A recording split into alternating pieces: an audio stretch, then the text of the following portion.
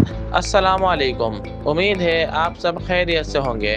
आज की वीडियो में मैं आपको बताने वाला हूँ 5 ऐसे शॉर्टकट की कि जिसकी मदद से आप एक्सेल में बआसानी काम कर सकते हैं। तो चलें आए देखते हैं। सबसे पहले मैं आपको बताऊंगा कि किस तरह आप किसी भी रो या कॉलम में कोई भी वर्ड लिखें और इसको एक से ज़्यादा दफ़ा लिख सकते हैं। तो यहाँ मैंने हेल्थ लिखा और मैं अगर इसी रो में चाहता हूँ कि तमाम रो के अंदर हेल्थ ही लिखा है तो इसकी शॉर्टकट की है Ctrl+R। तो जैसे मैं Ctrl+R पे क्लिक करूँगा तो जितनी मेरी रो के अंदर मेरी जो सिलेक्शन है वो तमाम उसी वर्ड से एलोकेट हो जाएगी। इसी तरह ये काम मैं कॉलम में भी कर सकता हूँ। जितने मुझे कॉलम में सिलेक्टेड मैं सबसे पहले सेलेक्ट करूँगा। सिलेक्ट करने के बाद Ctrl+D और इसी तरह मेरे पास तमाम जितने भी वर्ड थे वो तमाम डुप्लीकेट हो जाएंगे।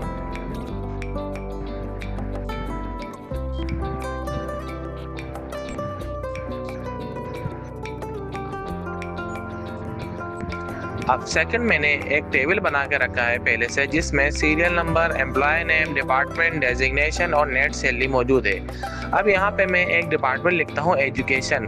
अब मैं चाहता हूँ कि जितने भी डिपार्टमेंट है इसमें मेरे पास एक सेम नेम हो, तो इसके लिए मैं क्या यूज़ करूँगा, Ctrl+D। तो Ctrl+D काम करता है डुप्लीकेट का, तो मेरे जितने भी वर्ड है वो तमाम क्या हो जाएंगे, डुप्लीकेट।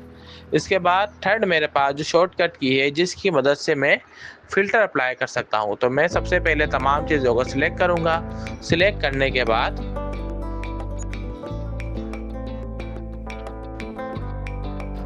Ctrl+Shift+L, जैसे मैं इसको सिलेक्ट करूंगा तो मेरे पास यहाँ पे फ़िल्टर ऑन हो जाएगा। फ़िल्टर हम यूज़ किस लिए करते हैं? फ़िल्टर हम यूज़ इसलिए करते हैं ताकि हमारे पास जितना भी डेटा है वो तमाम सिलेक्टेड डेटा में आ जाए। अगर मुझे प्रोफेसर का डेटा चाहिए तो मेरे पास सिर्फ प्रोफेसर का डेटा है। अगर मुझे असिस्टेंट प्रोफेसर का चाहिए तो मेरे पास सिर्फ असिस्टेंट प्रोफेसर का है। इसी तरह मैंने यहाँ पे डेजिग्नेशन में आने के बाद अगर आप अपनी मर्जी से सर्च करना चाहते हैं, इक्वल करना चाहते हैं, जैसा कि मैंने यहाँ पे कस्टम ऑटो फिल्टर में आके प्रोफेसर सिलेक्ट कर लिया।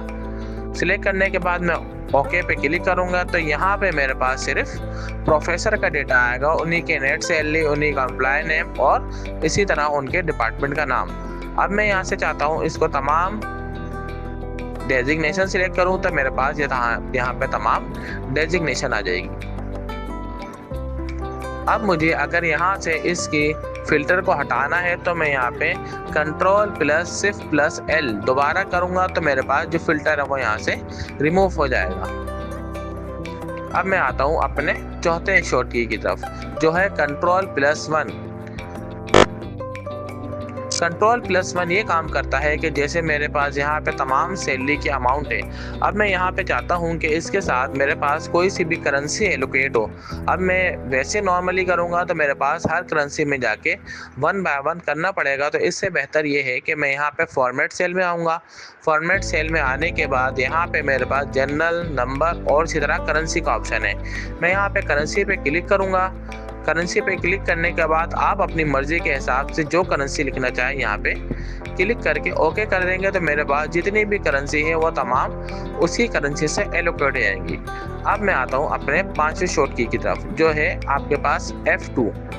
F2 की काम क्या करती है? F2 काम ये करती है कि हमारे पास जितने भी रो और कॉलम के अंदर डेटा मौजूद है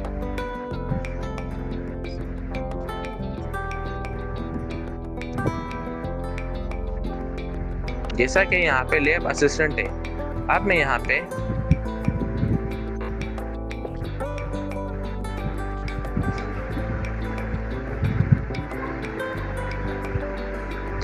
Alt+=टू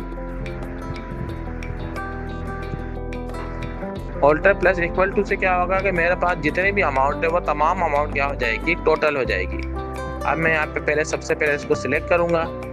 सिलेक्ट करने के बाद प्रेस करूँगा Alt+=टू, तो मेरे पास डायरेक्ट सम का फॉर्मूला यहाँ पे ऑटोमेट हो जाएगा। तो यहाँ पे देखिए मैंने खुद से फॉर्मूला नहीं लगाया बल्कि ये खुद ब खुद ऑटोमेट हो गया।